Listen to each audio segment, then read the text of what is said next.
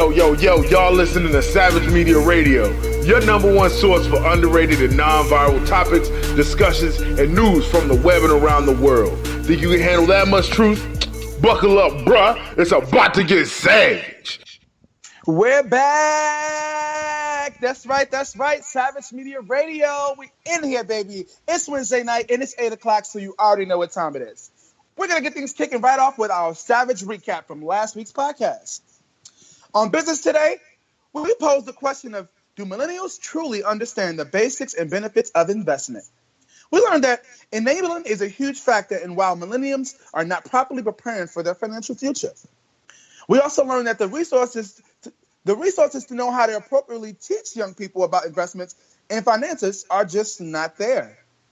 We also learned that businesses are relying on automated tests to find employees, thus lending to people not getting the jobs that they're qualified for and not being able to financially secure it. That's a big problem. All right, we also talked about, we had a comic book writer and owner of Bar Publishing, Mr. John Broden, who stopped by to discuss the business of art, as well as projects that are in the works at the publishing company. So you can definitely check our website out and check out our Facebook for that information. We also had some juicy topics. So we talked about sex with friends, which was a big topic last week, as we brought in the fabulous intimacy coach, Miss Lady Stiletto, to chime in, as well as we spoke on the topic of sex is still being too taboo and how to deal with a prude lover. Took some notes on that one. We also found out that to tackle a prude lover's behavior, you must find the root of the issue. And we also had a female-born drag queen, Zoloft, exactly how it sounds. Zoloft's behavior, drag queen Zoloft, she stopped by to chat with us with our very own Brandon about the life of a drag. That was so much fun. That was awesome segment. And today in music, we had an interesting and healthy debate about whether or not hot celebrities are really attractive, or does the media condition us to think so? And we also revealed who we thought our most overrated celebrities were. And last but not least, in Savage Finds, we found out that several of the stars of DC's Injust are charging astronomical rates for photos and autographs at pop culture conventions. We also spoke on the Washington state trying to pass a bill to allow parents to use the letter X as a gender placeholder on their child's birth certificates, allowing them to change their gender when they grow up. You can catch our latest broadcast on SoundCloud, YouTube, and Patreon. If you like our views and want to keep us talking, donations to the show are always appreciated via patreon.com. And now we're going to kick things over to our Business Today segment. Woo, woo.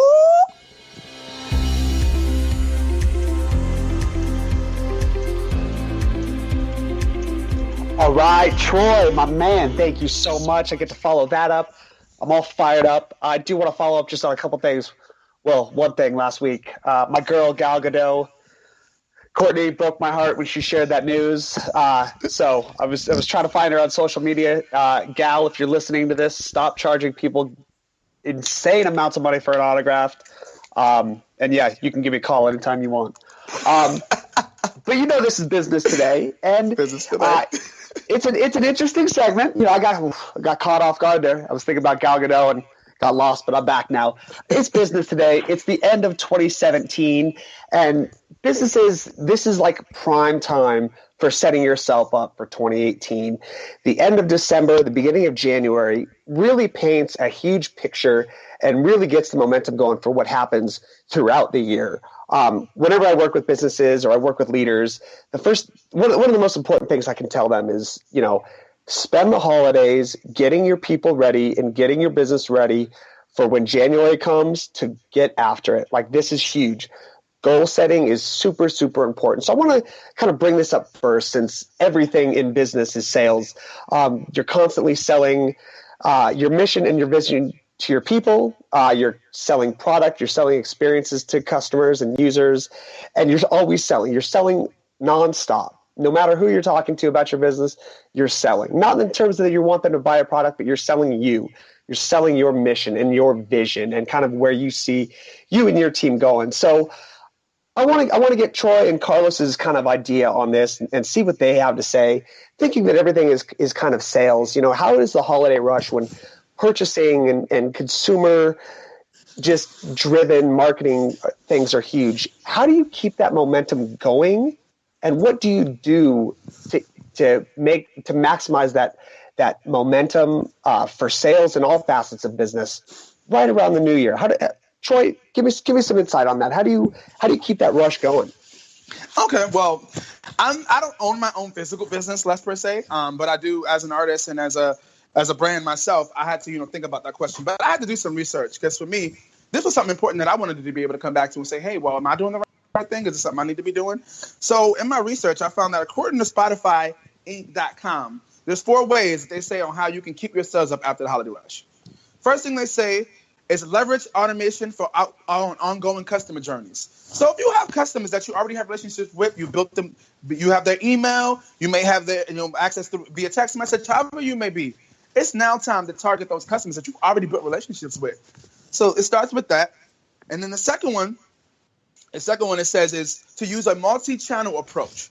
So that's Facebook, Instagram, Snapchat, Etsy, eBay. They're saying promote yourself on multi-channel approaches so that way you can begin to have access to all the customers out there, which is very smart. The third thing it said was you can create a New Year promotion. We all create New Year resolutions every year. Whether they get done or not is a whole other story. But we all create New Year resolutions every year. And in that, it's saying create a New Year promotion. You want to get your sales back up? You want to get the people back in the stores? You want to make that money? Try something new. People always like a new deal. So definitely. And then last but not least, it says experimenting with selling at events. It's important that if you don't do that, you definitely do that. As a person who works events mostly as an MC and a host, I'm always around people and I'm always around people selling things. So I feel like if you've never tapped into that market of selling at events, local events within your neighborhood, within your local city, or if they have an actual convention or something going on as well, those are always. So according to SpotifyInc.com, these are the 4 ways that you can keep your sales up after the holidays. So that's my little input. You know what? That's a great list. I actually saw that list the other day. Great minds must think alike, Troy. But you made a great point that you don't necessarily have to own your own business or own your own company or anything like that to be in business for yourself. And artists are very much entrepreneurial and very business driven. So it works for all facets. So I don't want to limit it to business owners at all, but artists in general, they're selling themselves all the time. Carlos, what do you think? How do you kind of keep that going at the new year? How do you keep that momentum to sell yourself and your mission and your vision and kind of what you see in the future? Yeah. So for me, I do own a couple businesses that I own, and what I do is January, we all know right after Christmas, what's the first thing that everyone does? They return. And for a business, the return is like the worst thing that can happen to you because that's money that you've made in like maybe September, October. Now you're taking it back in January, February. So the first thing that I always do, no matter what the business is you change those returns. You make those exchanges or you make it a gift card. Because if you make it an exchange, then you're making money that day. And then if you make it into a gift card, you just gave yourself a future sale. And then that's what I do firstly. And then secondly, I kind of use my filler clients. I call them filler clients. So from January to about Valentine's Day, really, that's when people start buying stuff again. You get your list of clients and see who has anniversaries, see who has a birthday, see who's like, I don't know, whose mother is sick, and just say, hey, I have this product that I want to sell to you. And you kind of pre-think of that back in October, November. That way, because you're going to be dealing with those returns, exchanges, and gift cards, and you're going to be just dealing with just flow traffic through the winter months. So that's just what I do for my particular businesses. That's been helping me through the years. That's a great point. You make a great point. And I think returns, and it's not, you don't even necessarily have to be a product driven company to want to stop returns. Even if you're a referral based company and you provide a service, customers that don't come back, that don't give you referrals, those are very much a return. And, you want to keep building of customers and clients and people that are calling you for shows and those type of things. So Troy, I want you to kind of piggyback off that. How do you prevent those returns and how do you keep that customer base growing? What are some tools you use? For me, everything is about experience.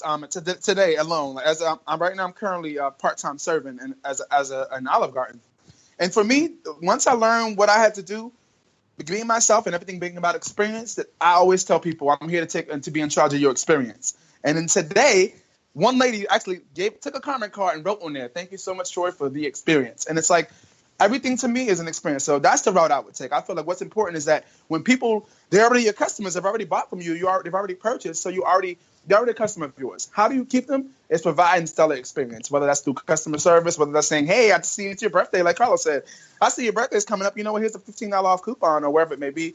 It's the experience. That's all I've ever known in my life, is to be able to provide an experience, be a customer service, or just be an entertainment.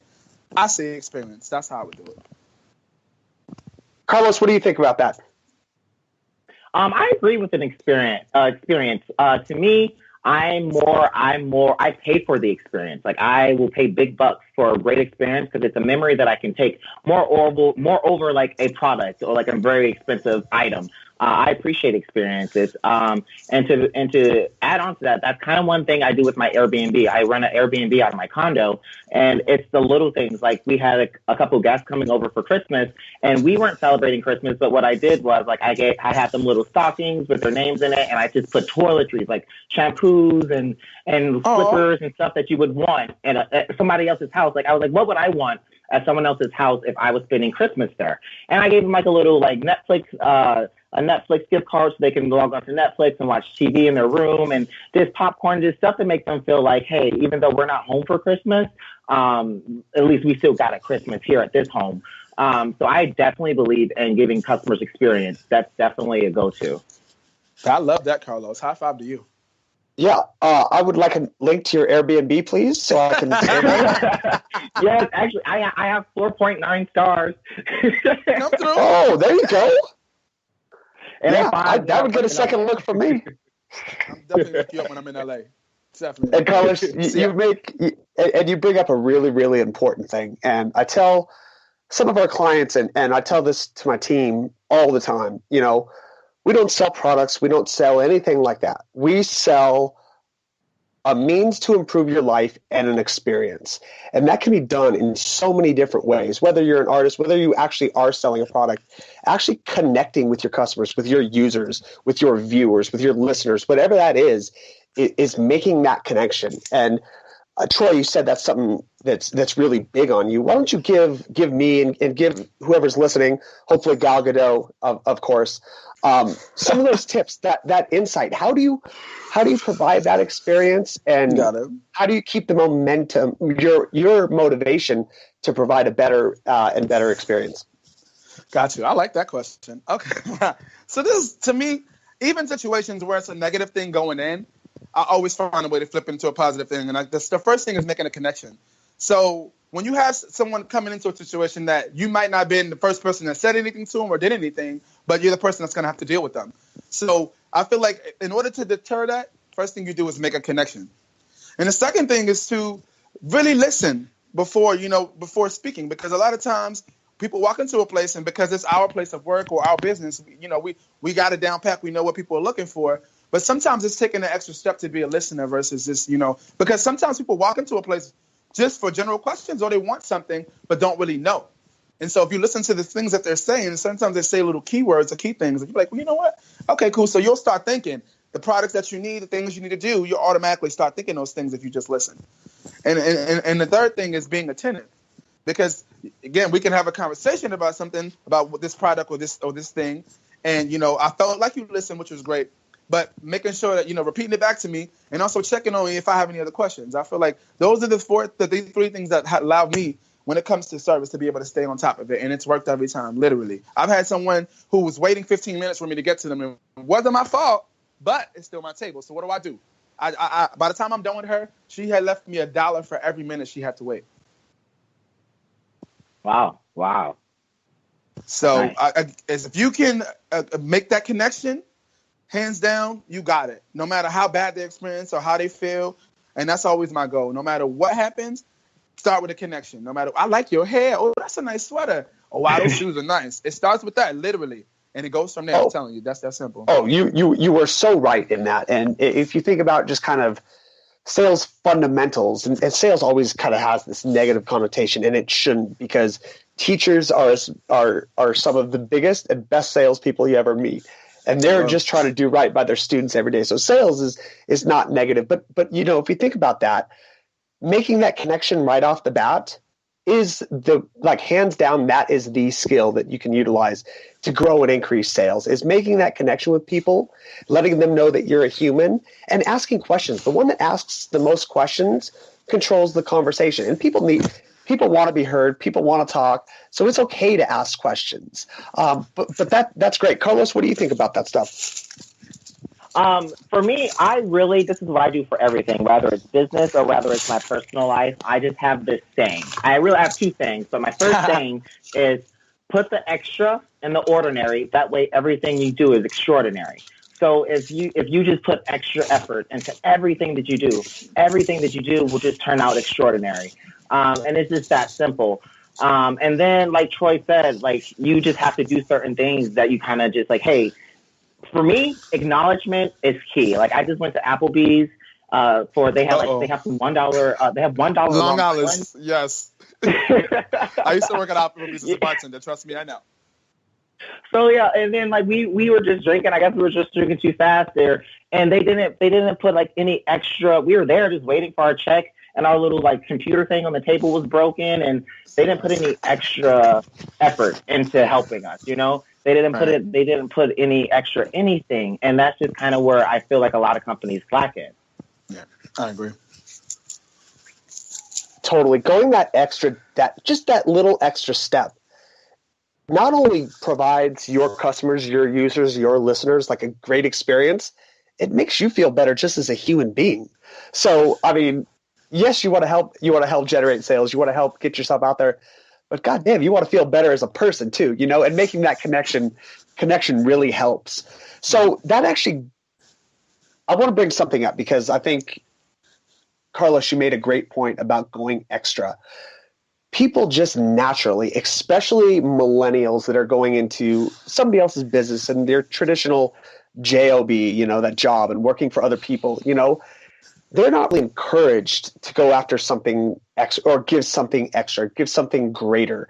And thinking about businesses, how they grow, that going that extra distance is everything.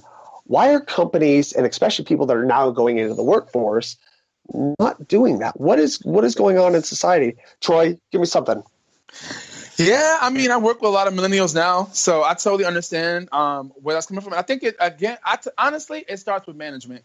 I think that because laws are changing and the cost of the hourly wage is changing in a lot of states, people they're trying to hire a lot of workers and not be able to, you know, give you benefits or anything like that. So because that's what you're going to, you got to have 2 and 3 jobs just to live. So that's the day and era that we live in now. Back in the day, you work one job 10, 15 years, you live.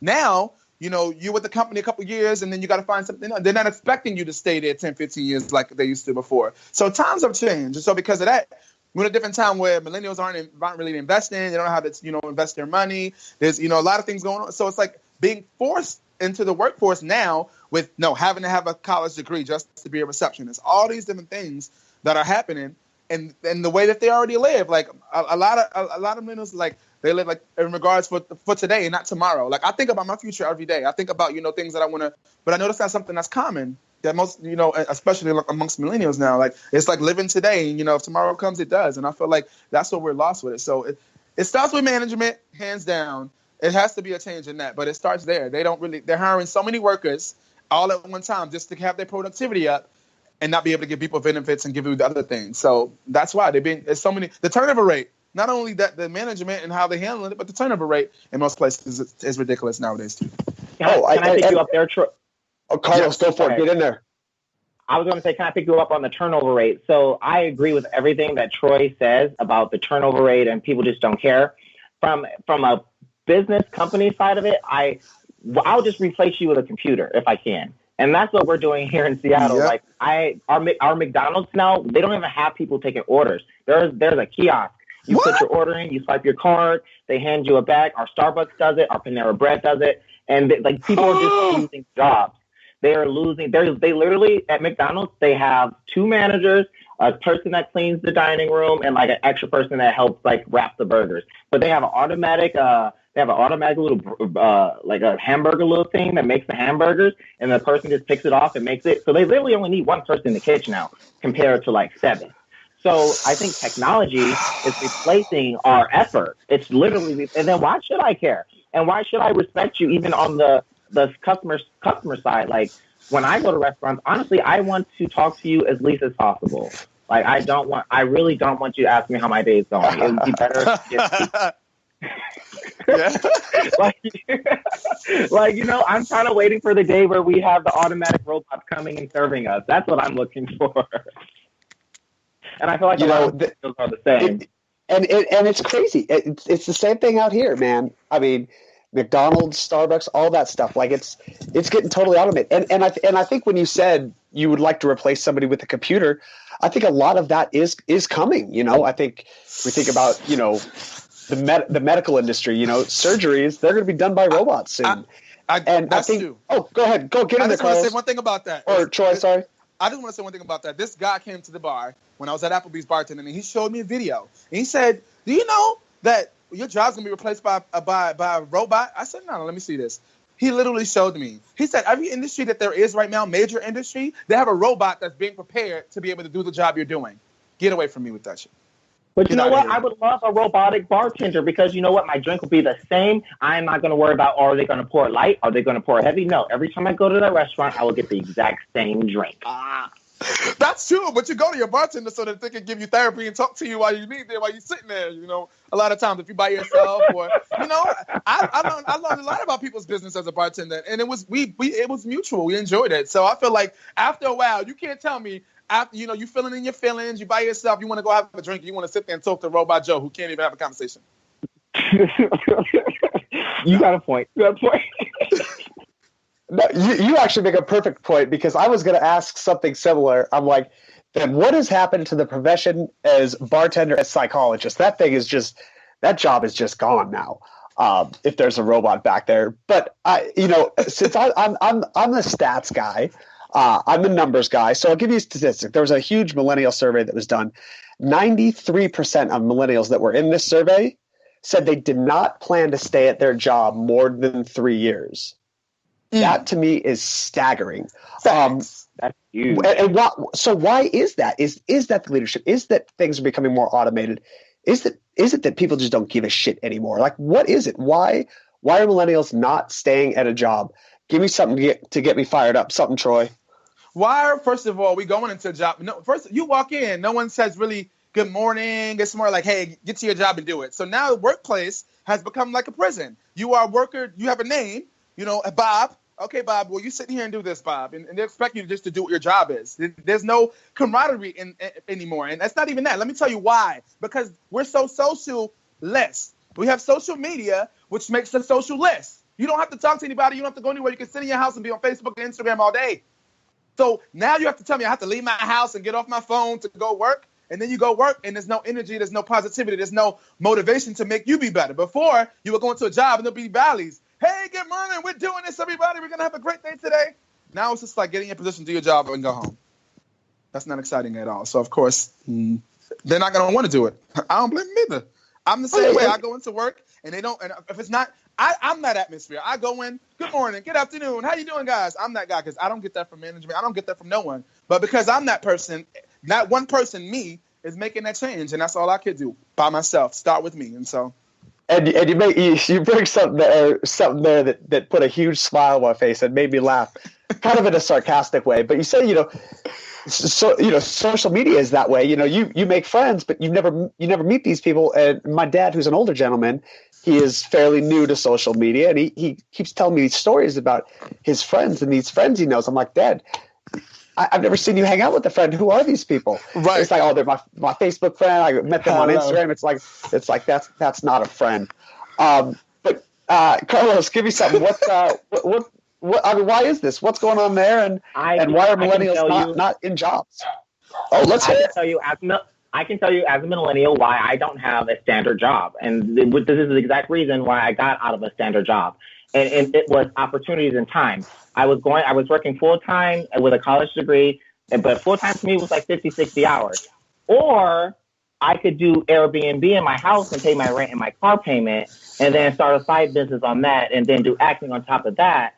And then I can make actually twice as much as I did when I worked 60 hours. And I'm working way less than 60 hours, and I have financial freedom and time freedom.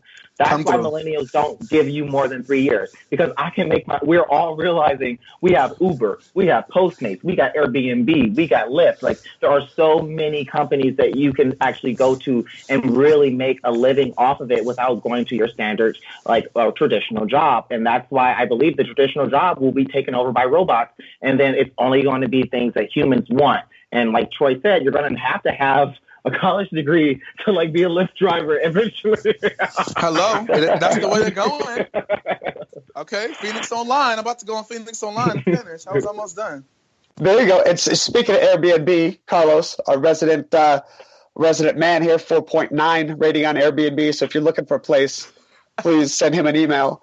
But Carlos, once again, great minds must think alike, because you're kind of transitioning into the place that I was looking at. So Business News Daily and Kickstarter recently put out a blog post looking at kind of the biggest business trends and predictions for 2018. And one of their top 5, and has some subtopics in there, is the modern workplace. The evolution of the workplaces is going to look significantly different in the next year, and then let alone the next 5, 6, 7, 8, 9, 10 years. So the evolution of the workplace, that physical workspace as we know it, is going to significantly change. So I want to get your guys' insight. How is that traditional workplace and workspace changing in a traditional business or job? How does that have to change to keep people there, to combat that 93% departure rate? Troy, give me something to start with. I would say what comes to my mind when you say this to me and why it's changing is because of things like WeWork. You don't longer have to go into a regular job to do all those things that you want to do. Like Carlos said, starting your own business. Now you can pay monthly for a workspace where you can work as if it was in the office as usual. Go in and have clients come in as usual. And like you own the building, but you only got a space, a computer desk. But you have access to all these things. This office is popping up everywhere like WeWork, where you can go in and have your own space. So I feel like that's why the traditional workspace is not going to work anymore. Because now that people are doing work from home or home offices or little offices like WeWork, you don't need to go into an office and listen to Bob tell you what to do, because now you're your own boss. Yeah, because Bob's probably a dick too, you know? And Bob's probably touching you, and you're dealing with sexual harassment in the workplace. And that's totally right. And I joke with some clients of mine often, I'll go into these offices, and there's a bunch of offices, traditional, like one-person offices. The person's in there on their computer, emailing the person in the office next to them, being completely unproductive, when you could just go to the door next door and figure out the problem, rather than sending 30 damn emails and just wasting time. So that's kind of just my rant and kind of laugh about that. But Carlos, what do you want to add to that? How does the workplace and workspace need to change to keep people at a job? See, you said word, keep. Why do you want to keep them there? Like, why do they really need to be there? We don't need box stores anymore. With Amazon, I just mean how do we keep them employed by that person? Not necessarily in the space. How does the workplace or space change? We won't. That's my answer. We won't. Okay. Eventually, we won't. Everyone's going to get phased out eventually. Everyone is, unless you're, like you said, even doctors, everyone eventually will get phased out. So why are you trying to keep, it's progression. We can't stop progression. No, I totally agree with you. And I think, I think, Jesus.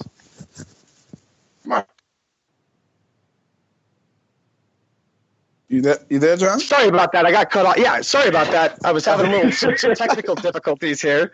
No problem. Yeah. That was funny. All right, Jesus. I'm gonna blame my laptop. I'm gonna blame my laptop for that one.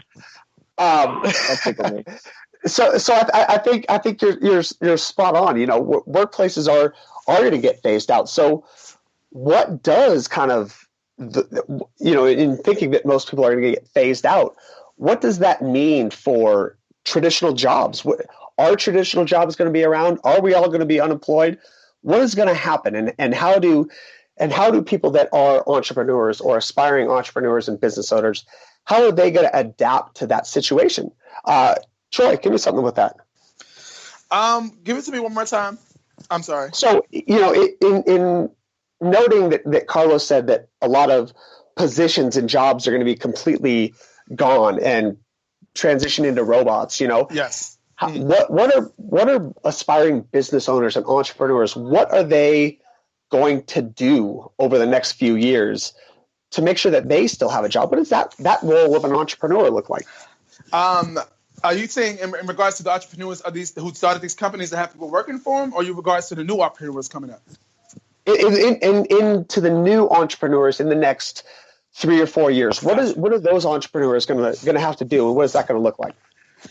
Basically, you're going to have to pay attention to the trends and the trends of the market you're in and the technology that's being presented at the time. Because if you're not with the times and you're trying to be an entrepreneur, then you're definitely not going to succeed, especially now when technology is everything. You got to know how to use computers. You got to have a phone that can access apps and do all these things. You got to be on the wave, because that's the only way that you can be productive when everybody else is already doing it and it's working just fine. You got to get on board. You got to pay attention to the trends of what's going on, and you got to be able to know what technology is out there, especially with marketing you're in. That's what I say. Carlos, let's hear it. How do entrepreneurs survive over the next few years? Like you guys have been saying, you just got to keep up with the times. You got to be innovative. You have to put the extra in the ordinary to make everything you do extraordinary. Literally. Oh, yeah. Literally. That's the only way you're going to stay ahead. Like, even with a little Airbnb, like I said, I who else provides slippers and like shampoos and coffees, and it's all free. Like, you have to think of one way to keep your Airbnb or your business a little bit ahead of the other ones, because there's going to be so many out there coming out, because we're no longer going to have that traditional workspace. Totally. And 4.9 rating on Airbnb. Just you heard it here. Giving you a selfish plug there. So, you bring up another great point, in that, who provides those things to an Airbnb, and the answer is not very many people. That's why you've got the 4.9 rating. But I think, and this blog post also says something similar. The personalization of marketing and sales is going to be everything.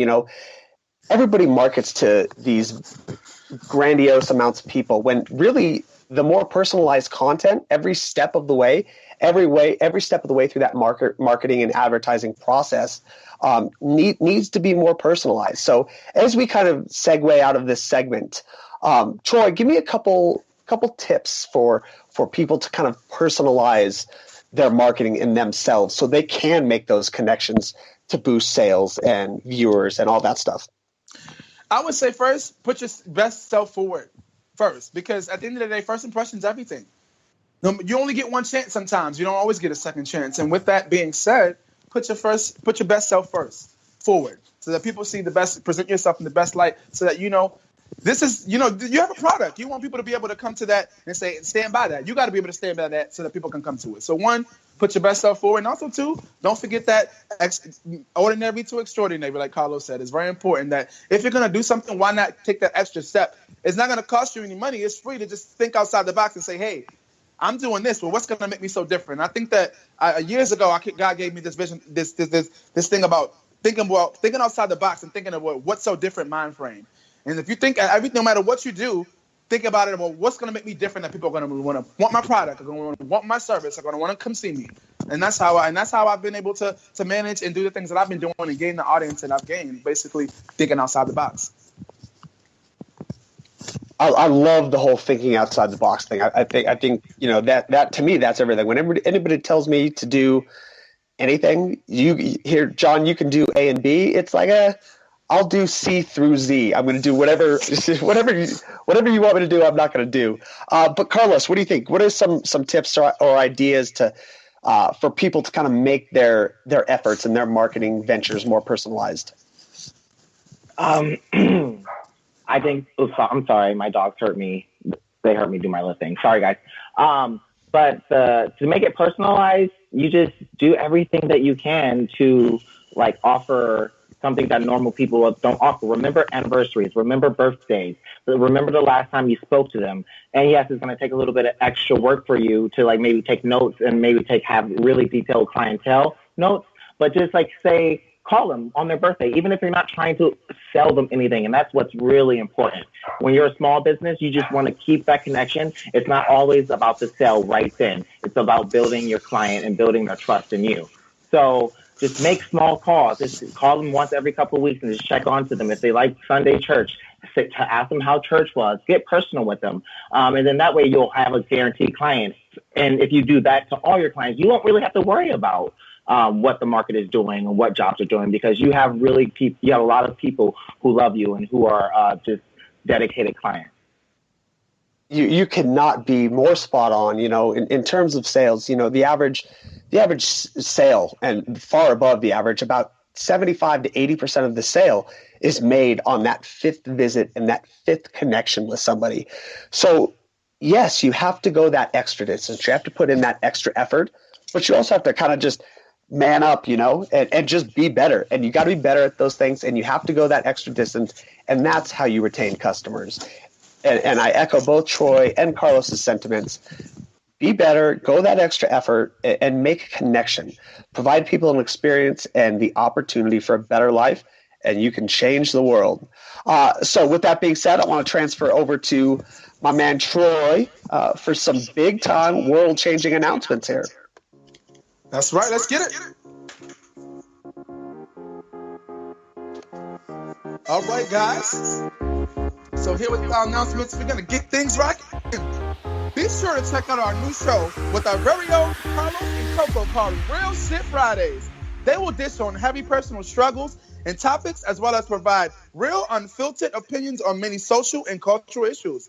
New episodes will be uploaded every Friday on Savage Media Radio via Spreaker. We'll be adding several new shows on our Spreaker channel, so be sure to check out our Facebook regularly for updates. Also, our chat is dry. Our chat is dry. Our chat is dry. We need folks to chime in on our chat during our live broadcast on Wednesday nights from 8 p.m. to 9:45 Eastern Time. Let us know your thoughts on the topics we're covering, compliment our host, or just say hey, and we might even give you a shout out on air. That's Wednesdays at 8 p.m. Eastern Time right here on Spreaker.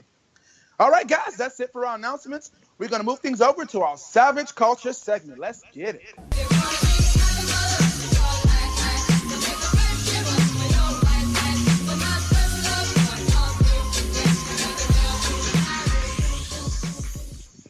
All right. So you know what that means. We're here at Savage Culture, and today's topic is going to be so interesting because it's something that everyone wants to know. So, is it the end of the heterosexual male? Are all the allegations of sexual harassment by straight men in the media causing society to stifle homosexual male success? Also, Black Lives Matter. Is the terminology too vague? And last but not least, does the term leave and open for consideration or culture appropriate? We got a lot of things to talk about, so let's get it. We sort of ran over on time, so let's get right to the go. Right now, social media and all these allegation charges. What's going on, world? What's going on, world? Real talk. This is something that's really hurting my heart personally, because I feel like at the end of the day, the way America's built, we look up to our leaders, and all of our leaders right now, very, very positive role model leaders that a lot of young people look up to, a lot of people in general look up to, are now being exposed from all these different things. And it makes you wonder, it makes you think, like, what's really going on? Because some people saying, like Russell Simmons, like, oh, well, everything I did was consensual. I didn't tell anybody to do something they didn't want to do. But yet, who are you to believe in this case? You know what I'm saying? We weren't there. We weren't sitting there watching it. So who do we believe? You know what I'm saying? This man has to fight for his company to keep his name and do all these things. Something like this is serious, and all this is coming up. It makes you question. It really does make you question what's going on in the world.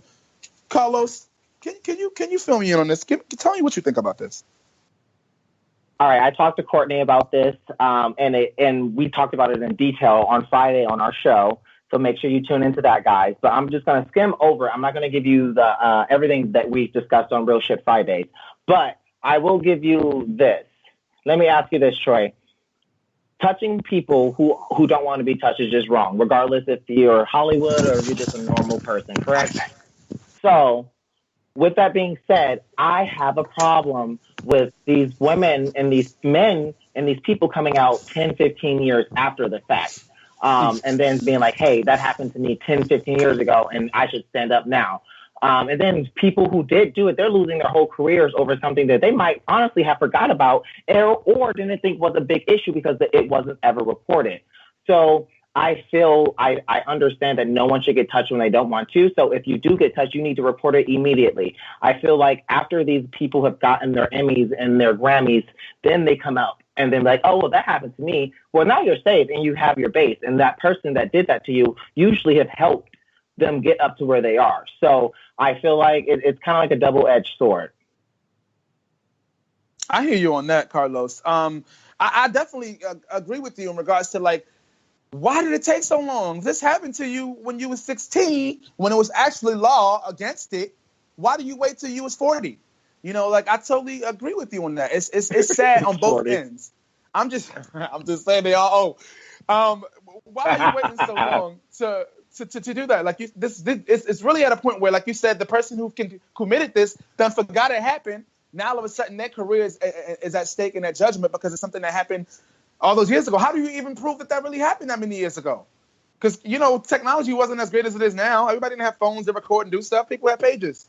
If they, you know, beep, beep, and you go to the public phone and you call people back. It's not, you didn't have evidence and things like that. So how do you charge somebody from years ago on something that someone alleged that they did to them? Like, how do you even make that justifiable?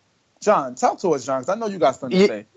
You know, I always got something to say, but I think well, and I'll make 2 points on this, and I think Carlos, you know, made a great point. It's people that come out after the fact. I think it's a big problem when they're coming out 15 and 20 years later. I think they see somebody's success, and I think that's naturally a kind of target for people. That, you know, I think that's a target for people. They see that, and it's like, okay, I want to go after it, and I think with that huge kind of 15, sometimes 20-year lags, you know, I think they almost see that as an opportunity where people have forgotten the abilities to actually definitively know and understand what happened is really skewed. It's really blurred. I mean, I think for all parties involved. So I think people see kind of that area in which to exploit somebody, and I think that's a problem. How do we fix that? I don't know, but I think it's also,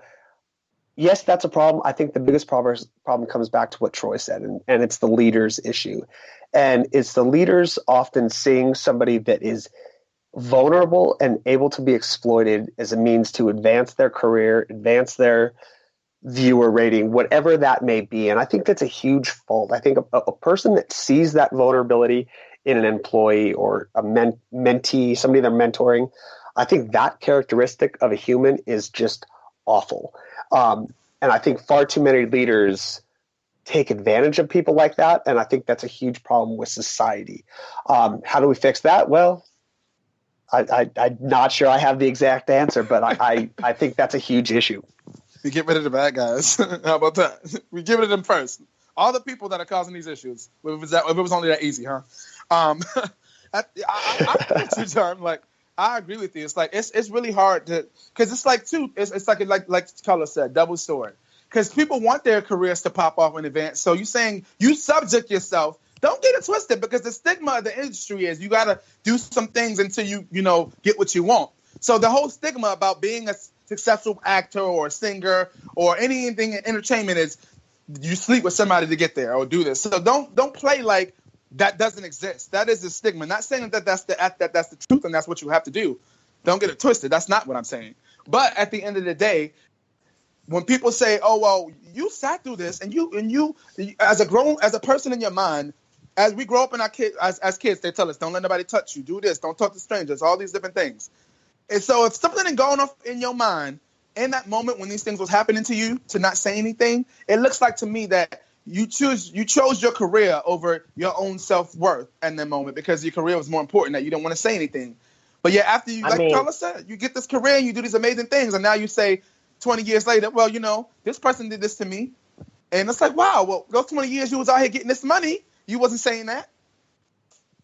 Go ahead, Carlos. To me, that's just a silent contract. And no, like that's what we call it. It's a silent contract. Like, hey, I'm going to help you out do this, but I'm going to need you to do this, this, and this, or maybe go out to dinner with me, or maybe like go to this red carpet with me and be on my arm. That's a silent contract. Like, you know what you got into. Now, if he really pushed or he or she really pushed the buttons or pushed the boundaries, you need to report it because you are an American and they have broken the law at that point. Now, like I said, don't come back 15, 35, 85 years from now and be like, hey, I'm a victim. You were a victim.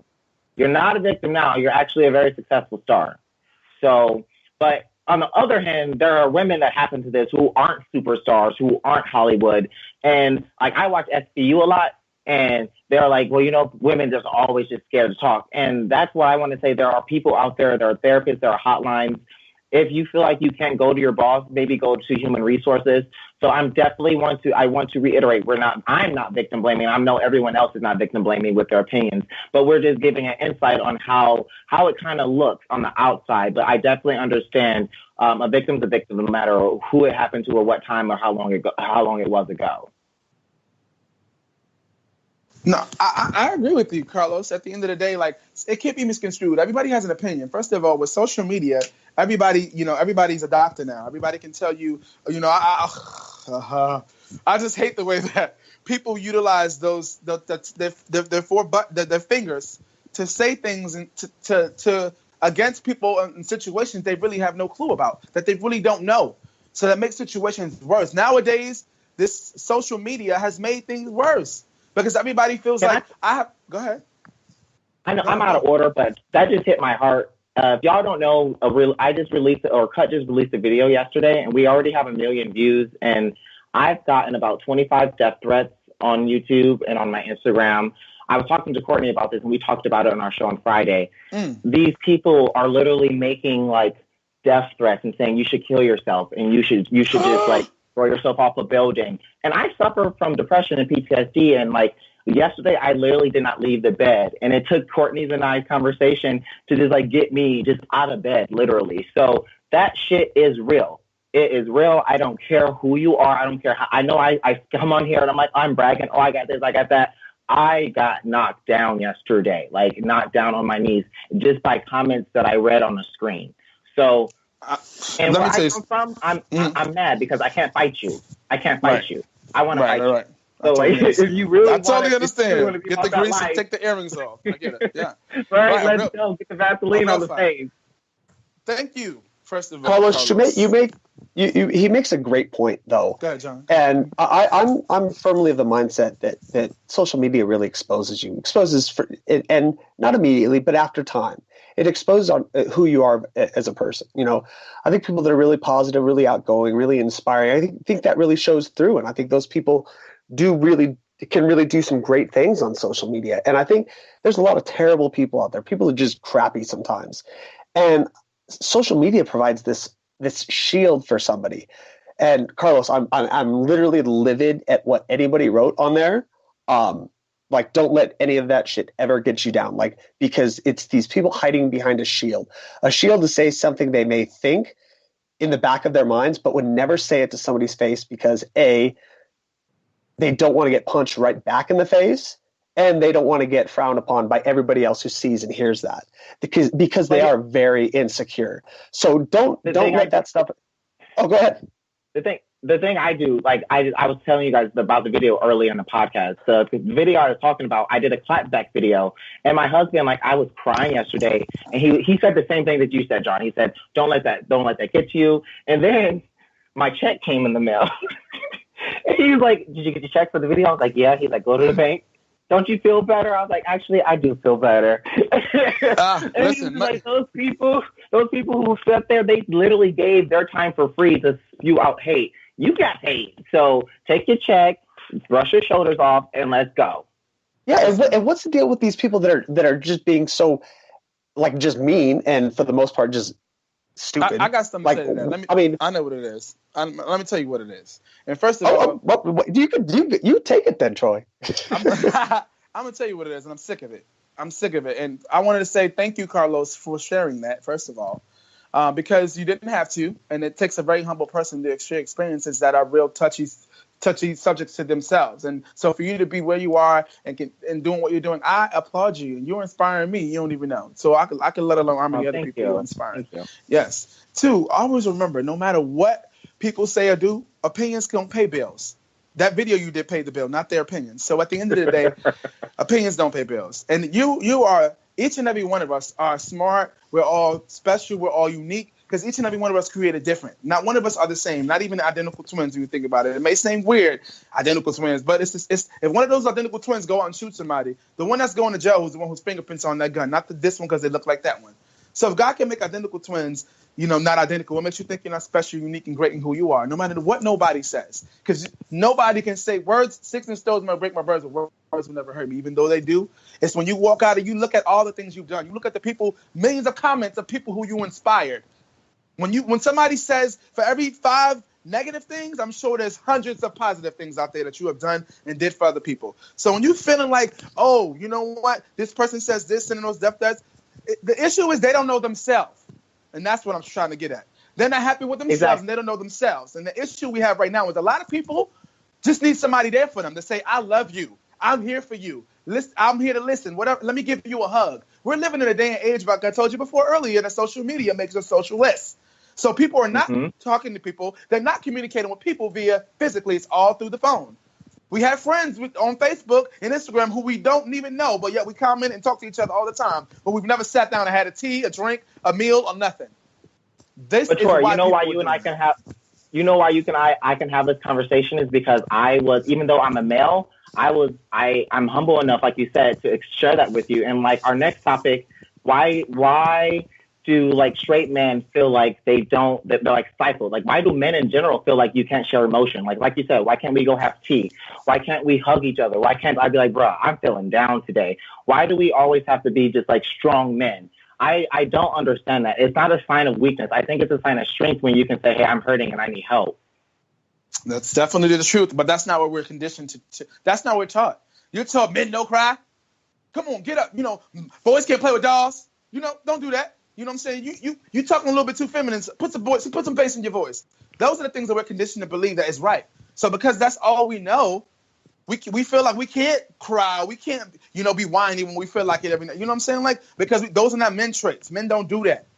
And that's what we need to uncondition our people to realize. And no matter what in life, there's no set book on what men should do, women should do. There's no set book. We just know based on life. But we tend to take all these things that people tell us, and it tends to play in your mind. We're human. At the end of the day, we're listening to all these things that people are telling us, and we start to think about our own insecurities and the things that are going on in our lives and in our heads, and we start thinking like, wow, maybe that's true, or maybe this or that. It happens to us all. Nobody's perfect. But at the end of the day, having support around you and having self-validation in yourself to know that you don't need validation from anybody else on anything else, that's all that matters. Because if you can look at yourself in the mirror and say, I'm beautiful, I'm gorgeous, I'm handsome, I got this. We got this. Every day when you leaving the house and when you're doing, then that positive energy is gonna then turn to, it's gonna be infectious, and you can walk out your house and you're gonna start infecting somebody else and infecting somebody else, and next thing you know, people want to be around you because you're just that positive energy. That's true. That's true. That's all I give off. I give off positivity and love. I'm not with negativity. I don't care what form of negativity there is. If you're negative or have negativity, get away from me. Because that negativity is going to lead to doubt, which is going to lead to something else. And no longer am I going to allow other people's situations or negativity, the things that they got going on, become mine. You know what? And you're so right. And one of my favorite expressions is, I don't need that kind of negativity in my life. Like, get that out of here. Like, you just get away. And like these people making comments on social media, still really upset about this.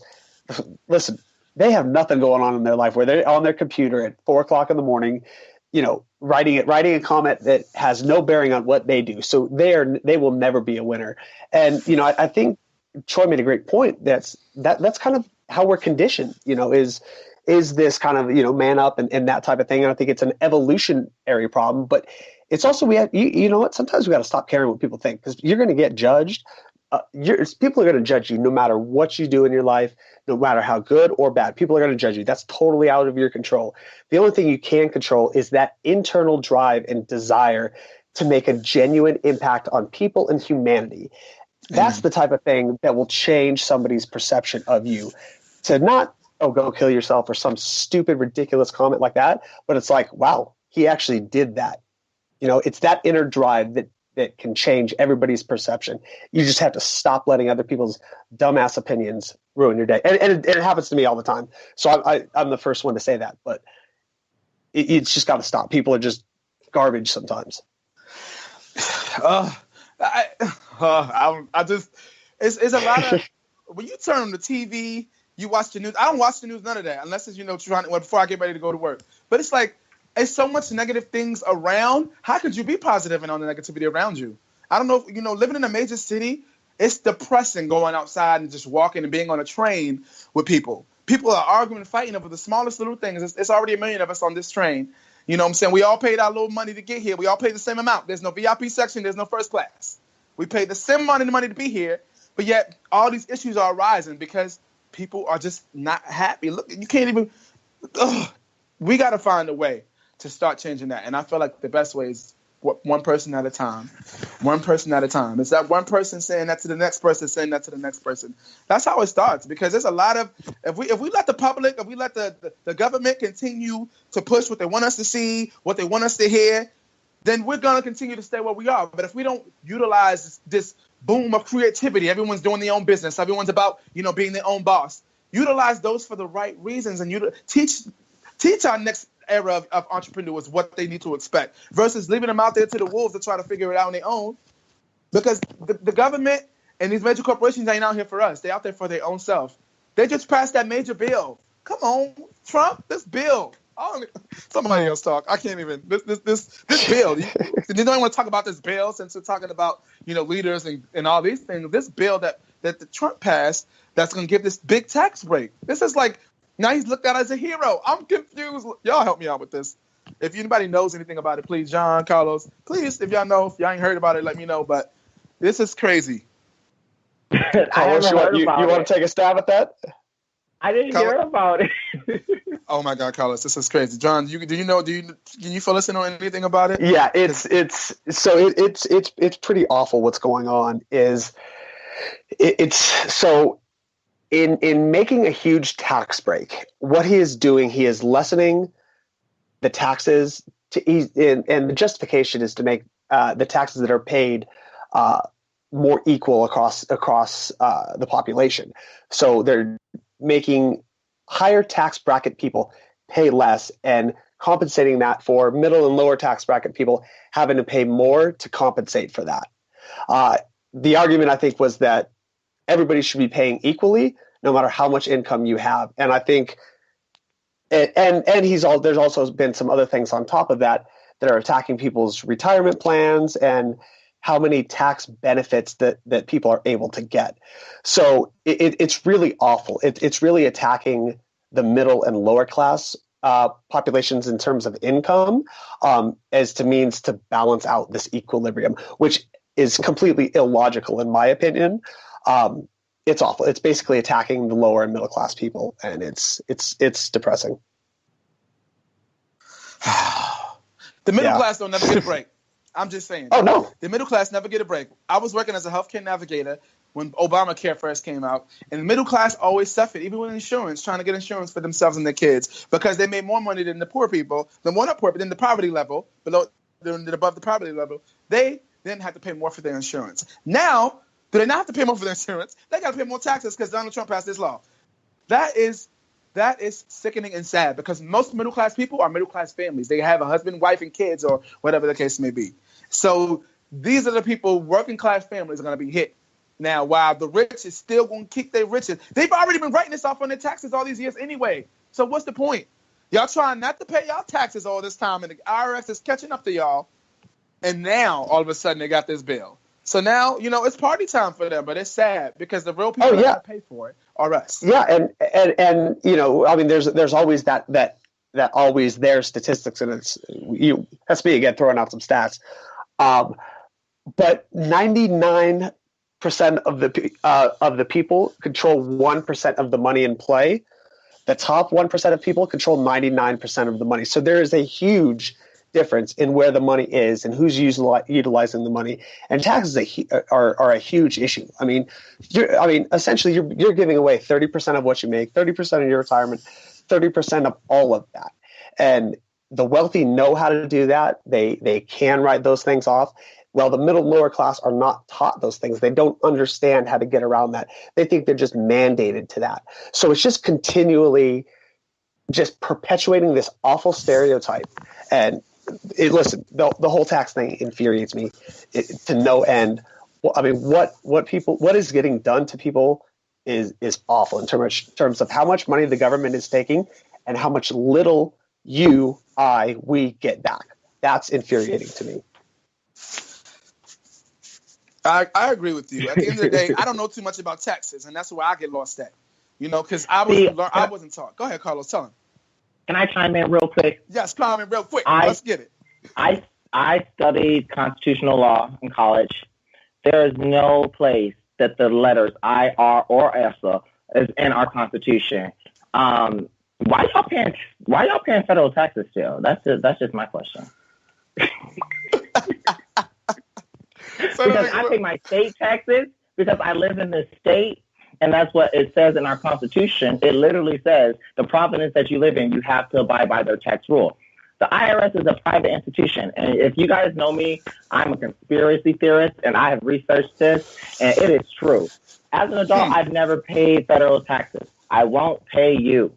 And if you ever come to me, Mr. IRS, I'll see you in court. There have been, if you research it, there have been hundreds of people who've done this. And of course, it never reaches the news because they don't want you to know that Mr. like Uncle Sam is not who that is. You need to focus on your small government. You need to focus on your senators. You need to focus on your governors. You need to focus on your city councilmen and invest in your personal area, in your personal providence. I honestly, that's why I didn't know about this when you guys were talking about it, because I really don't pay attention to anything federal because I don't fuck with them. Wait, so you said as in my adult life, I've never paid federal taxes. How do you do that? Well, you probably can't tell me that. I filed. Okay, so I lied. Me and my husband filed one time, and the guy was like, "Oh, you owe $8,000." We're like, "Well, how do we owe $8,000? We paid you the same amount we've been paying you since we've been working our whole lives. What changed?" "Oh, well, you made over $100,000." I was like, "Well, I ain't paying you that." And he was like, "Well," he whispered. He was like, "Well, Shanitra, she's an appointment after you. She got 5 kids, never worked her life. She's getting 17 grand.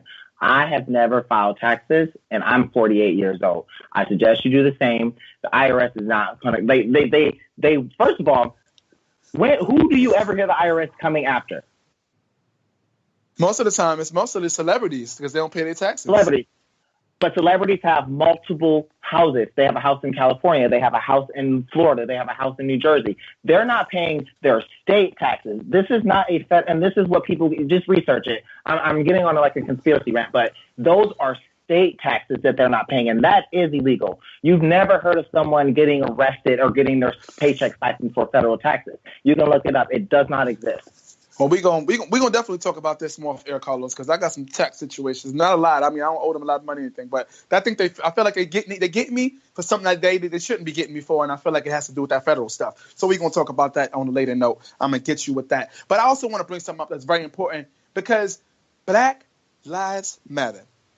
We heard it numerous of times the last couple of years, but is the terminology too vague?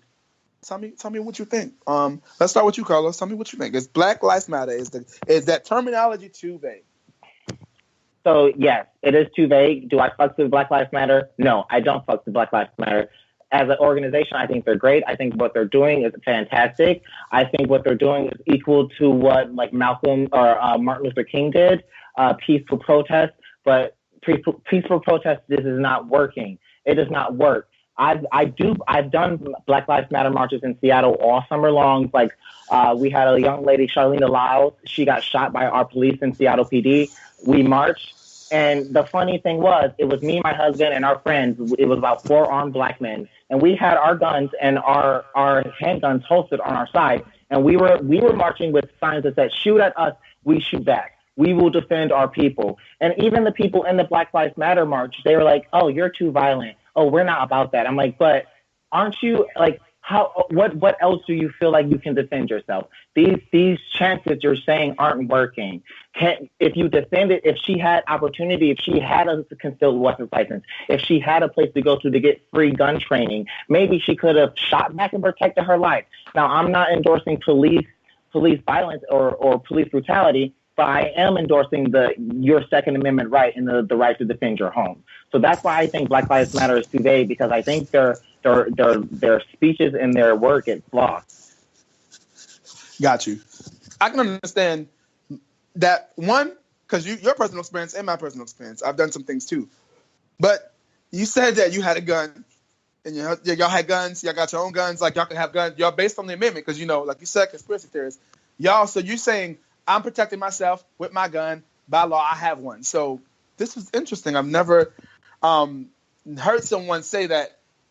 Then, like, literally, like, yeah, I got a gun. This is what I do. Because I don't know too many people, across the states, like, personally. So to hear you say that was interesting to me. There's a huge movement. It's called Black Guns Matter. There's a huge movement. It was started by a gentleman in Philadelphia. His name is Major.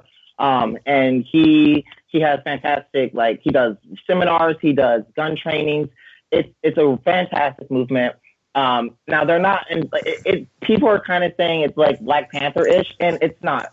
But actually it is, because the same things that the Black Panthers did, like, we're doing community organizations, we're doing community education, we're doing, like, how to actually deal with police, step 1 to step, like, about time, like, when you get in a handcuff till you get let out on bail. What do you do? And I don't see Black Lives Matter doing that. Got it. First of all, I applaud you guys. I knew nothing about this, so I'm glad that it actually came up through this conversation this way, because I had no clue. Black Guns Matter. This is something that we need to be hearing. I knew nothing about it. Please share it on our Savage Media Radio page so that I can then share it on my page and share it with people. I think it's important that knowing your rights from your point of view is important. And if, like you said, Black Lives Matter isn't doing that, then that's a problem. Because you're trying to protect me once all these things happen, but how do we prevent these things from happening? That's me knowing my rights. And how do I know my rights? Somebody had to tell me, because I don't know. I didn't study this. I didn't go to school for this. I can read it like anybody else, but an organization like that, with the support that they have and being able to tell them that's dope. That's real dope. John, do you have anything to touch in on this? I think it is too vague, in my opinion. I support the movement 10,000%. I think the goal, the vision, the mission is all there. I think they have a much bigger reach than they even know. And I think, Troy, you said just kind of knowing your rights. I mean, everybody needs to know that. And they have that same motivation, the same idea that can change so much more than they think. And it's really about knowing that all lives matter and everybody's equal. And you have to know your rights. Hell, if we talk about taxes, if you're going to pay taxes to the federal government, you sure as hell better know your rights, and you better be able to utilize those rights. And I don't know if the movement as a whole has enough people that are enthusiastic, and there are some. I don't think they have enough people that are enthusiastic, outspoken, and intelligent about all the issues. And one of my favorite kind of lines is, the most intelligent person in the room often wins. The most enthusiastic person in the room often wins. The most intelligent and enthusiastic always wins. If they had more people that were so knowledgeable and so enthusiastic about that, those are the type of things that in which people listen. So I think it is a little too vague, but I think their reach and the possible impact they can make on this country and humanity is huge. That's my opinion. Man, thank you, John. I appreciate that. Thank you, Carlos. This segment was something. And I'm definitely still on fire. Got a lot of questions, got a lot I'm thinking about. So I'm hoping that our listeners are feeling the same way. And don't forget, y'all need to chat with us. Get in on this, because this is interesting stuff. And we want to hear what you guys have to say. But now we're going to move things over to our Today in Music segment. So let's get it.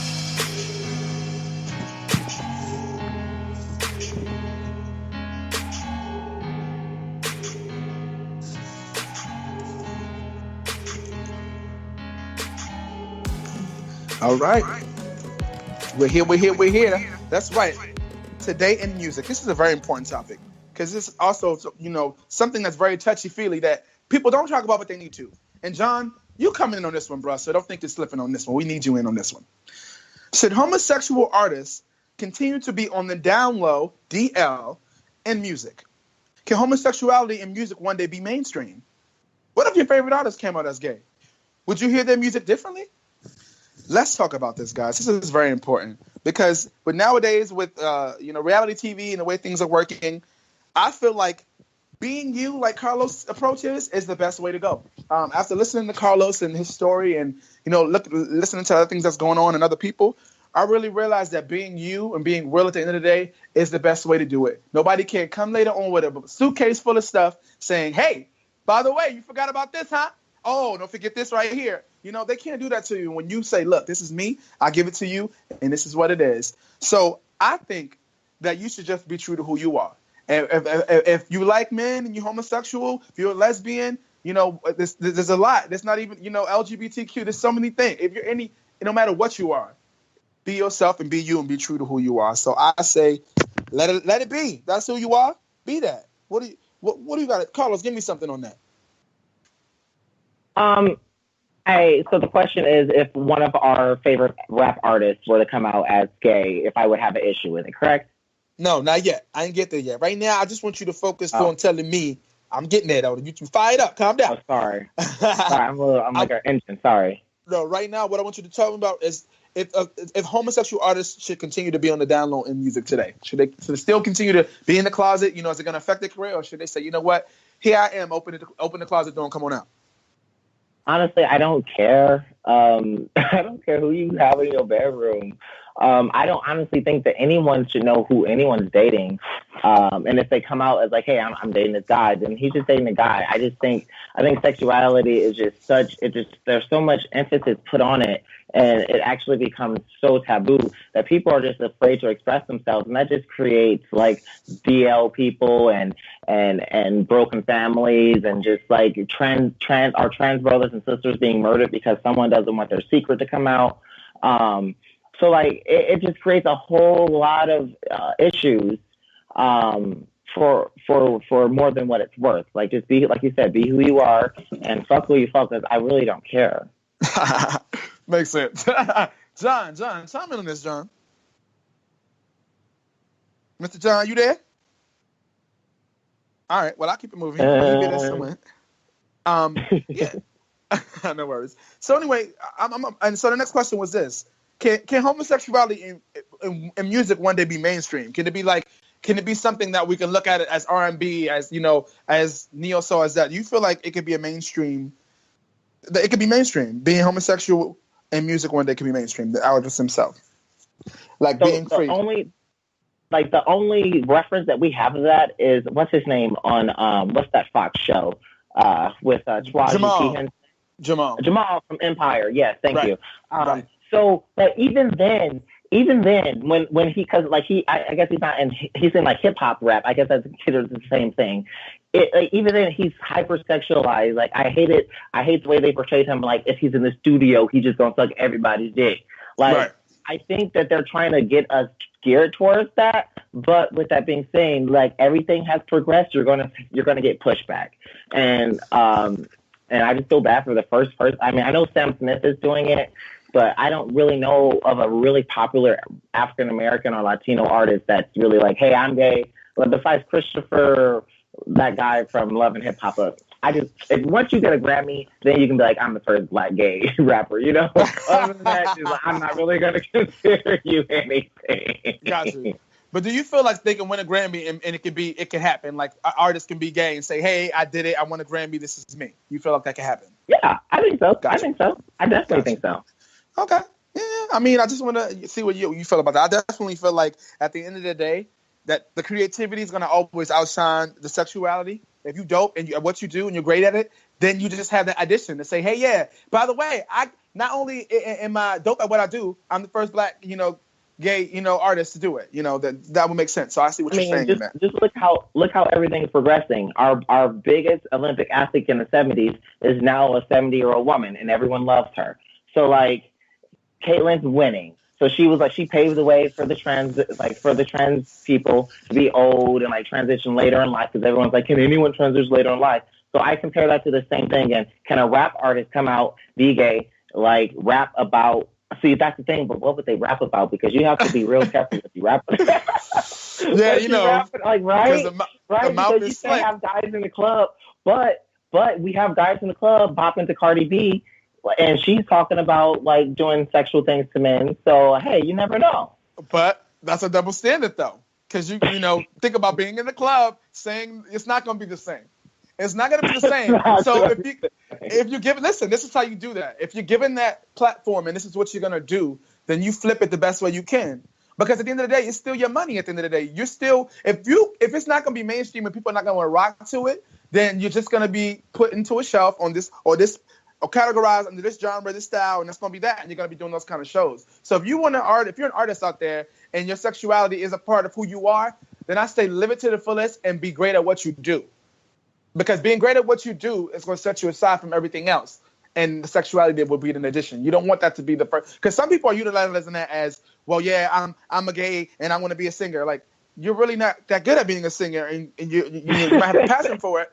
And you're gay and you have passion. But that doesn't mean that, you should be, I think they kind of have to do how Sam Smith did. He goes, I'm a singer, and then I'm gay. And like Trey Aiken, whatever his name is from America.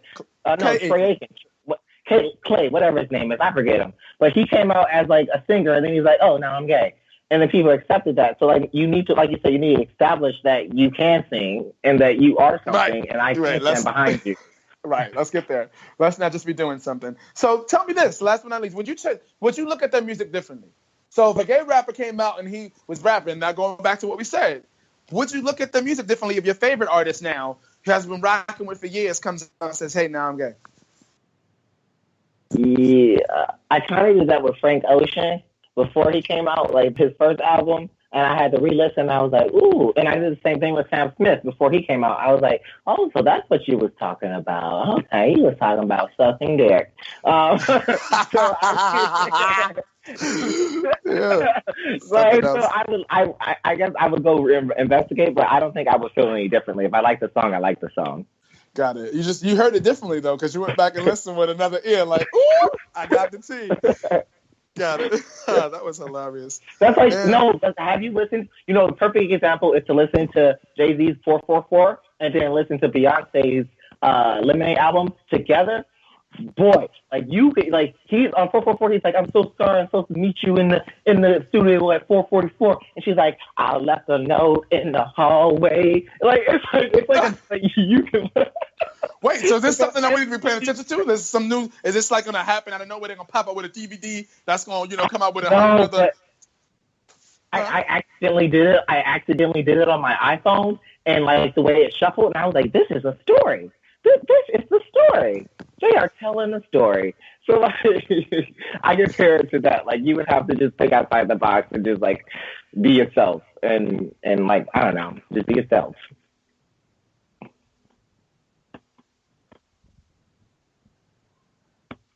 Uh-oh.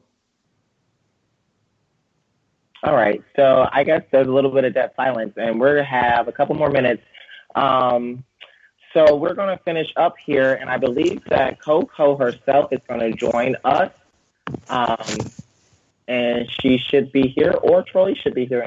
Yeah, I'm back. I'm here. There you are. I don't host. Don't worry, I got you guys. We're going to kick things over right now to Coco. We're going to go over to the I'm Still Listening segment. Coco, let's get it.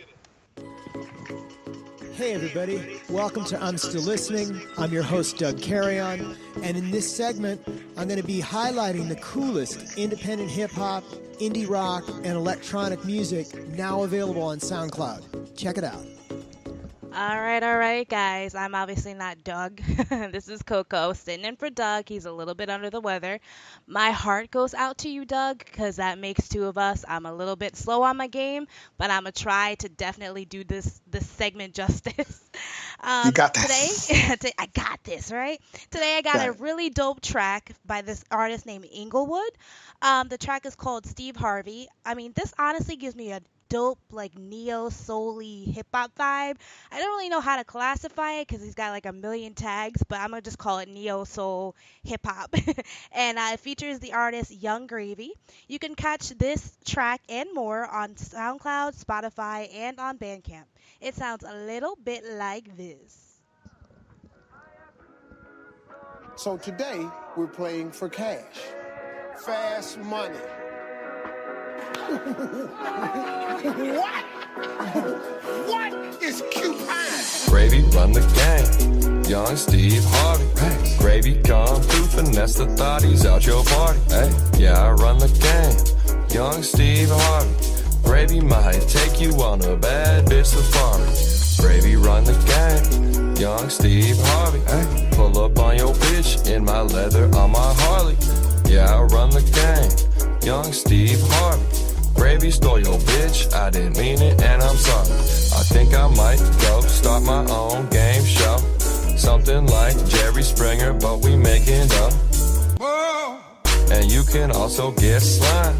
Get a question wrong, it'll happen every time. Hey, I just got up of 11, and we got a bad bitch telling you the weather. My goodness, gravy happened. High chance of ice. Frostbit wrist, I don't gotta tell you twice. Ice, ice, ice. Wouldn't that be nice? Television show, you don't have to guess the price. Holy shit. You just roll some dice and wake up with a bad bitch out in paradise. Gravy run the game, young Steve Harvey. Gravy come through, finesse the thotties out your party. Yeah, I run the game, young Steve Harvey. Gravy might take you on a bad bitch safari. Gravy run the game, young Steve Harvey. Pull up on your bitch in my leather on my Harley. Yeah, I run the game, young Steve Harvey. Gravy stole your bitch, I didn't mean it and I'm sorry. I run up a check, your bitch run up some neck. The Gravy Show always keeps some thotties on deck. And your girl call me Pumpkin. 360 dunk on your bitch, Tim Duncan's black. If I'm tryna pipe, I just throw on some Family Feud. Get your girl excited, probably hit your granny too. Spice Girls, Ice Girls, all my bitches cool.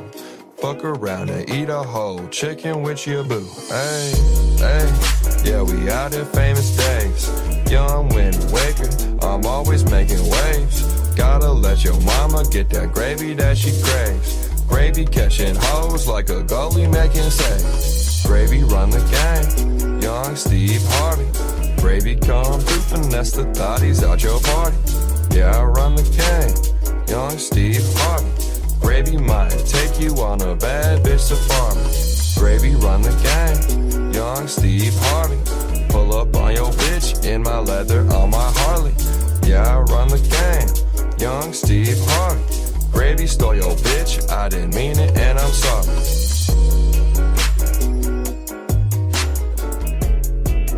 Gravy train. I like marshmallows in my hot chocolate.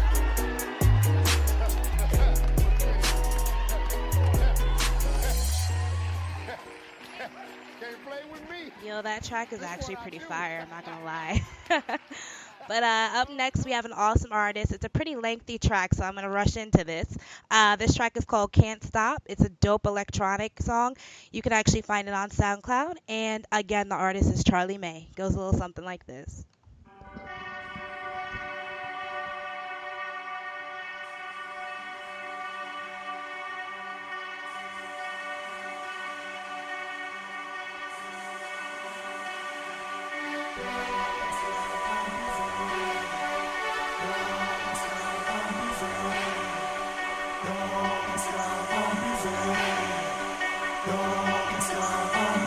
I can't stop.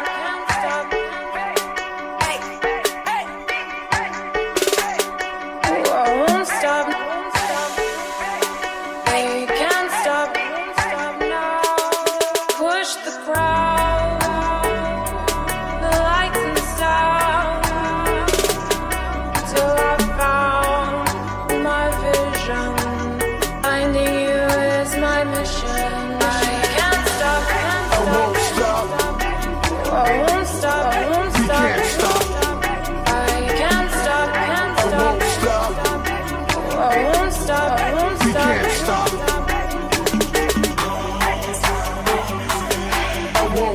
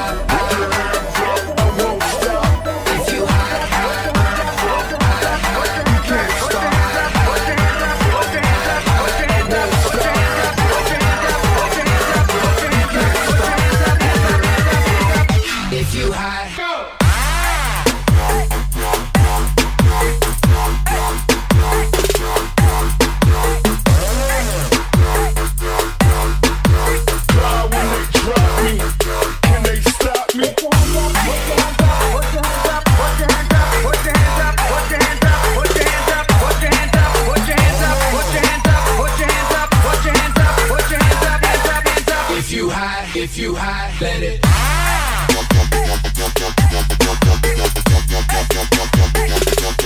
If you let it.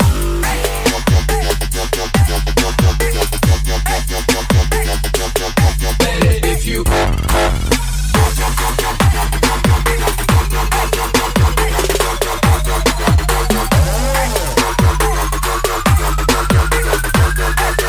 If you high, put your hands up in the air, put your hands up in the air, put your hands up in the air, put your hands up in the air. I won't stop in the air, put your hands up in the air, put your hands up in the air, put your hands up. And we can't stop. Hands up.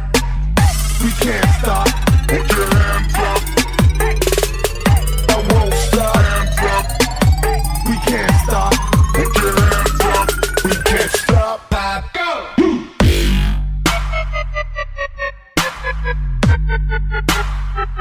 If you high, go.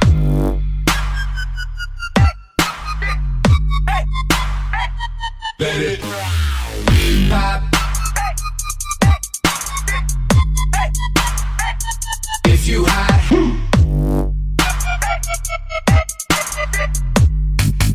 if you high, if you high, go.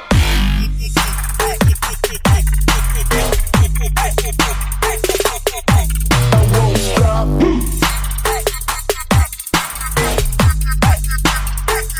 We can't stop. Hands up. Put your hands up, put your hands up, put your hands up, put your hands up, put your hands up, put your hands up, put your hands up, put your hands up, put your hands up, put your hands up, hands up, hands up. If you high, if you high, high, Hands up. We can't stop. let it pop, Put your pop. hands up. I won't stop. If you high, high, Hands up. We can't stop. let it pop, Put your pop. hands up. I won't stop. I can't stop, won't stop, won't stop, won't stop, can't stop, won't stop, won't stop, Can't can't stop. stop, can't stop, won't stop, won't stop, Won't can't stop. stop, can't stop, won't stop, won't I stop. won't stop.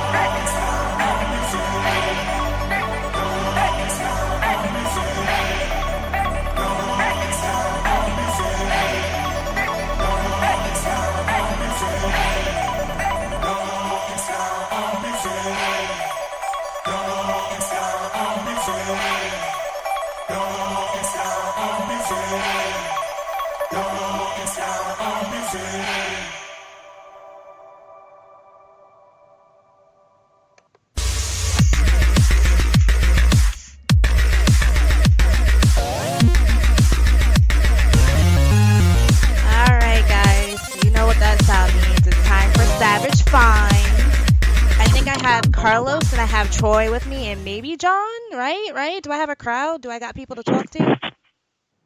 I'm Yeah, here. you got John. Where else would I be? It's Wednesday. You got all the boys. Let's get it. All right, guys, I must admit I cheated a lot this week. Usually I would have like awesome topics that I've been kind of like searching for, like really intently throughout the like past week before we actually go on. But because I'm under the weather, I went on YouTube for some good things to kind of talk about this week. And you know, when you kind of find your guilty pleasures on YouTube and you kind of get a little distracted, well, I'm normally distracted, but being sick on top of that, I'm out of it and distracted. So I literally did nothing but play my guilty pleasure YouTube videos. And by that, I mean it's like literally my obsession. So I wanted to, it's not really a find. I kind of wanted to talk about the topic of ASMR. I don't know if you guys know what that is, but I don't know, Carlos, like you're my YouTube god here, and it's all over YouTube. Do you have any idea what ASMR is? ASMR. Carlos? Did we Oh, lose I'm Carlos? sorry. I'm so sorry. It's okay. I was making sure my dogs. This is the exact time my husband gets home, so I'm making sure that my dogs don't bark. And I don't mess up the audio. No Can you ask problem. No me problem. again? I was making sure I didn't put you to sleep, you know, because I know you haven't heard my sexy voice all day. So I figured you were getting a little bored with the fellas and you probably knocked the fuck out. So it's okay. All apologies accepted. It's fine. But have you ever heard of ASMR? Since you're on YouTube all the time and it's kind of dominating the internet world, have you heard of ASMR before I explain to everybody what that is? Yes, I've heard. Okay, so I didn't know. You are educated. She says ASMR. I haven't heard it like that, but But you've heard of it. are we, are we talking about the disease? Or are we talking about? Okay, all right. No, so I'm guessing you I don't haven't heard know. of it. So I'm gonna explain it to Oh, I've everybody heard in the the room. disease of ASMAR. I haven't heard like the upper neck injury. That's a autonomous injury. Sorry, I'm lying. I just went on See, Google to try to sound smart, and it was it's okay. wrong. It's okay. You know what? This is why this is called a find. I feel like I've actually accomplished my duty because I'm digging things up that you have never heard of. So I hope I'm doing the same thing for our That's the listeners. job. Right? I'm doing my job. You're confused. I'm going to educate you. I'm going to learn you right now, Carlos. I got you. ASMR is autonomous sensory meridian response. And basically what that is it when certain people who are ASMR sensitive, when they hear certain sounds or they kind of see certain actions being done by other people, it kind of triggers a pleasure sensor in your brain. Kind of similar to when you eat your favorite food or even when you have sex, but not like with any of the physical attached to it. Like you don't have any sexual urges, but you get that same pleasure sensor in your brain. So I have a guilty pleasure of watching ASM artists. This was what they're called in the profession, people who make YouTube videos based on ASMR. I have a guilty pleasure of basically I can listen to their videos or watch their videos or whatever and fall asleep or feel relaxed, or if I'm stressed I'll watch it and I calm the fuck down. Now basically when you watch these YouTube videos, these artists are making videos that are either role playing videos where you as the person viewing the video would be like another person in the room, and they're either doing your nails or they're booking you into a fictitious hotel, and you can hear like the clapping on the keyboard and it relaxes you, or if you like getting your makeup done and that relaxes you in real life, they pretend to do your makeup, and it's basically just to relax people. So I know you guys are like, what the fuck is she talking about? So this is how I'm explaining it to you. Huh? Quick question: is that the same thing? Is that the same thing? Because I follow these. I didn't know what it was, but I follow these pages on Instagram where the people like have this sand. It's like colored sand, and they use different types of cutter like shapes to cut it. And I just love the sound of the sand cutting. Okay, is that what it is? Okay, I knew it. Okay, that's just like I'm like, this is a weird sand video. Okay, No. okay, You yeah. thought it was like a sexual soft porn sand video, like. No, so I didn't. basically, Oh, I thought it was just me. no, it's fine. And that's what the thing is. When I was younger, I used to love listening to voicemails, and I thought I was crazy. I would listen to voicemails and be so relaxed. I like hearing people enunciate things and the cracks of their words and the mouth popping, and I thought I was just fucking crazy. So what it is people who are sensitive to ASMR, they get triggered pleasure by certain sounds, but not everybody has the same triggers. That's a big word in the ASMR community, is triggers. And so like some people, like for me, I like hearing people talk in low voices. I like hearing mouth sounds and clacking and things that your tongue would do that nobody else pays attention to but someone like me who enjoys listening to it. So basically I tell people this all the time, and I'm like, guys, I listen to ASMR to sleep. It relaxes me, and people are looking at it and watching the video and they're like, this is definitely just fucking softcore porn. They don't understand it. So my question to you guys is, do you have any guilty pleasures that are pretty much kind of like frowned upon, or maybe not, or maybe misunderstood into being creepy or sexual or like a fetish type of thing? Like, do you guys have things that you do or that relax you or that you're into that other people who may not understand it think are strange? Carlos, do you have anything that people will be like, what the fuck? Like, you do what? And you listen to what? Like, do you have anything like that? Yeah. Yeah, so it's really weird, but I sleep naked with my dogs. And I don't mean just like the dog, like they're next, like skin to skin contact, like we snuggle. And I have like a 60-pound pit bull. Okay. And people, and you know, like as you go through the night, like me and my husband sometimes do sneaky, and you know the dogs are just there, and everyone's just like, "Isn't that fucking? That's disgusting. That's weird. That's weird." You have with the dogs there?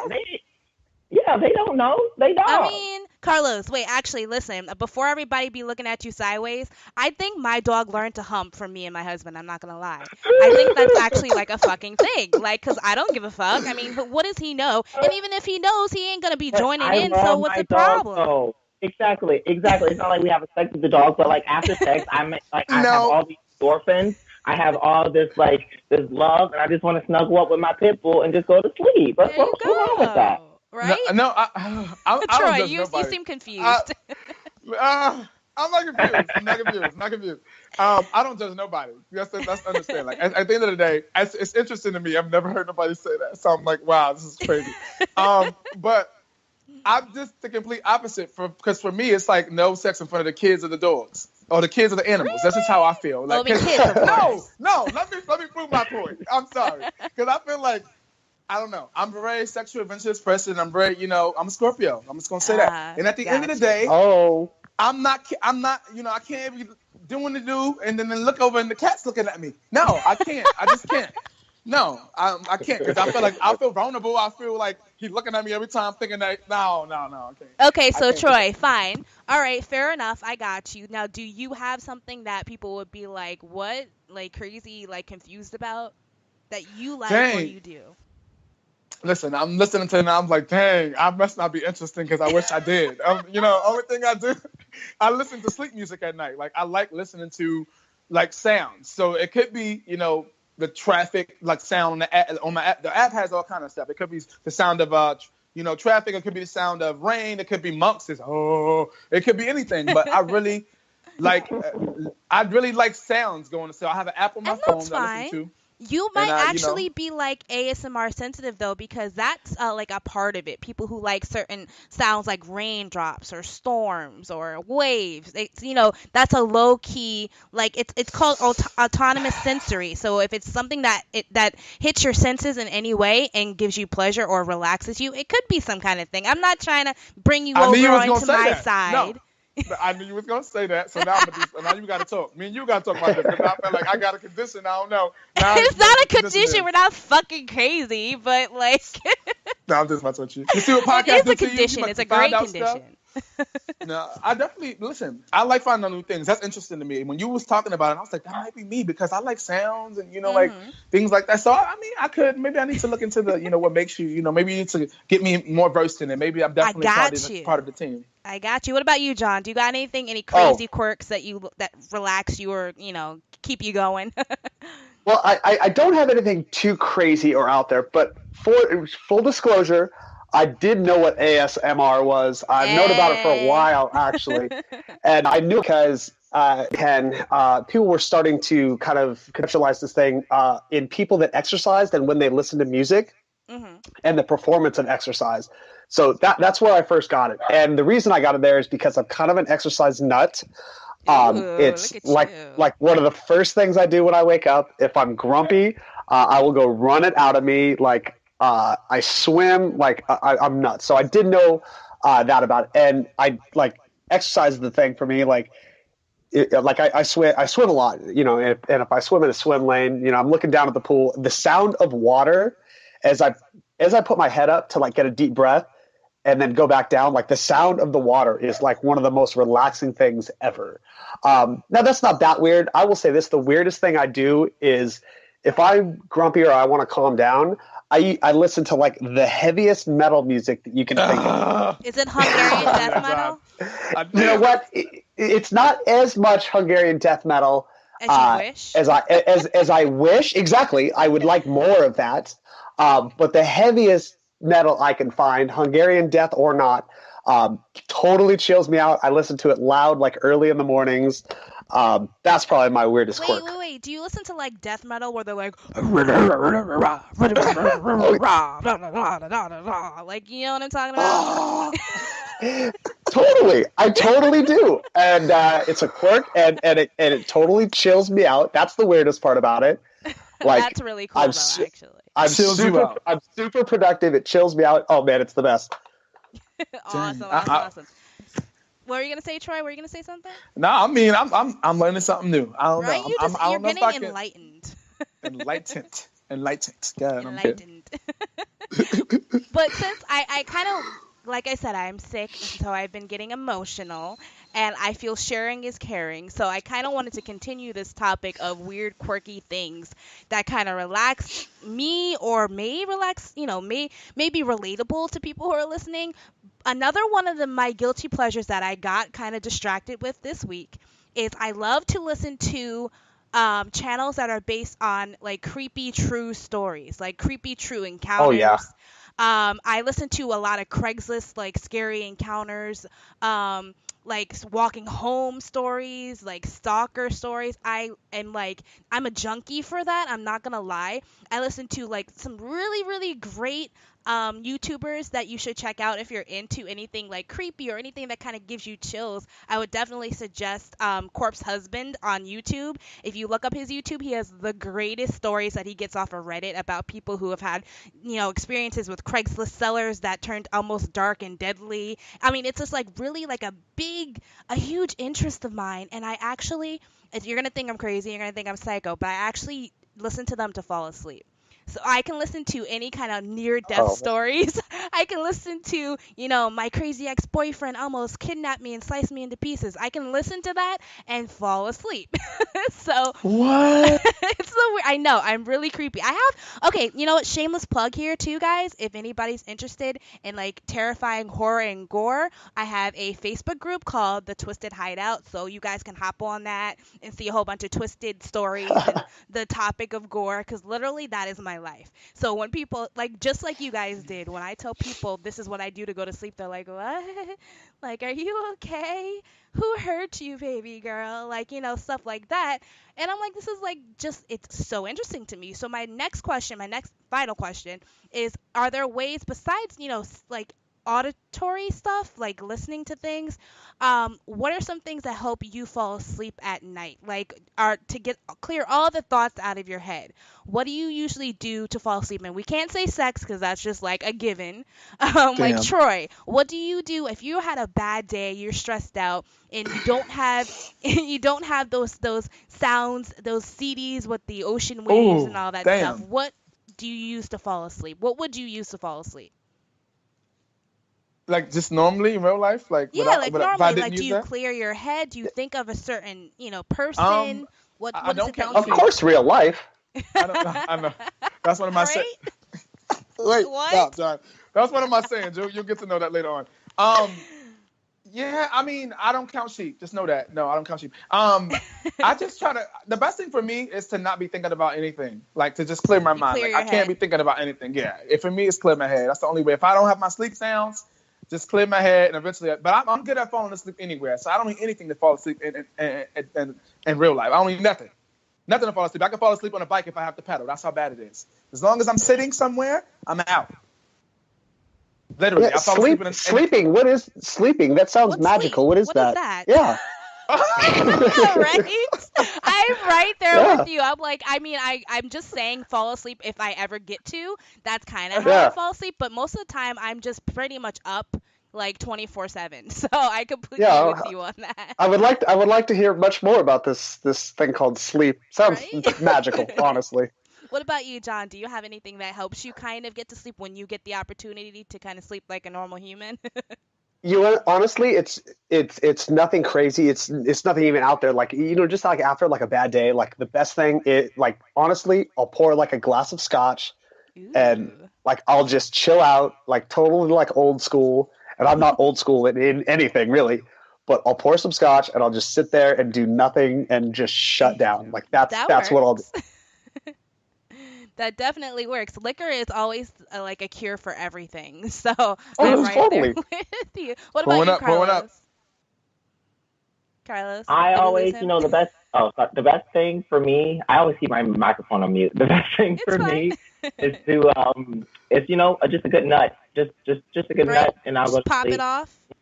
Just pop, and thanks, Pop 'em babes, off. and Got just I'll you. go right to sleep. Right into the dog's eye, right next to you. Ah!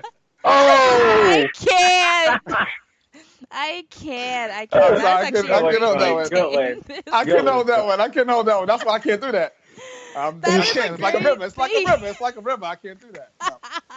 That is a great especially thing to send especially people after I on. was gonna say dogs chill me out. Well, thanks, Troy. You just ruined that for me now. Ah! Listen, I love that we're going to leave our listeners with the visualization of Carlos popping one off in his dog's eye. I couldn't think of a better way to end a fucking podcast. I'm not going to lie. Everybody is going to have the best sleep tonight because of this. And they're going to go and listen to ASMR. And they're going to go on Corpse Husband and listen to creepy Craigslist stories. And they're going to pop themselves a glass of scotch. You know, they are going to have the best fucking night, I swear. And then pop themselves off. Or that Right. too. Well, guys, we're out of time. This has been awesome. I'm so sorry I've been silent. Next week, I'm going to blow your freaking ears off because I'm probably going to talk up a storm. But, you know, be sure to catch us next week. Same day, same time, same place, right here on Spreaker. Thank you again for listening. And as always, stay savage. Stay savage. Thank you for tuning in to Savage Media Radio. Like what you hear? Check us out on Facebook where you can get info on upcoming shows and recaps of previous broadcasts. If you missed any portion of this show, you can catch the rebroadcast on SoundCloud, iTunes, and YouTube. We kindly ask you to tune into the Totally Driven Radio podcast on Blog Talk Radio, Thursdays at 8 p.m. Eastern Standard Time. Till next week, as always, stay savage.